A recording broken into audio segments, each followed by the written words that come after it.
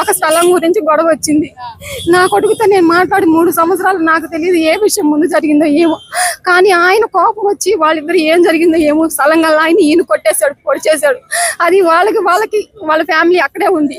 కానీ లేనోళ్ళు వీళ్ళ ఆయన లేడు, నా కొడుకు లేడమ్మా. తిరుపతిలో వర్క్ చేసుకుంటున్నారమ్మా, సెంటరింగ్ పని. అవునా, పెళ్ళాం కడుపుతా ఉంది కదా అనేసనని వాడు బోడు కూడా తట్టుకొచ్చి వాళ్ళ ఇంటికి అడుగు ఉంటే అది పనిగా పిలిపించి నీ మీద కూడా కేసు పెట్టారని ఎఫ్ఐఆర్ రాసేసి వాళ్ళని ఇరికిచ్చేసారమ్మా. ఇప్పుడు నెల్లూరు సెంట్రల్ జైల్లో ఉన్నాడమ్మా. పేరు నగిరిపాటి విజయ్ కుమార్ దినేష్.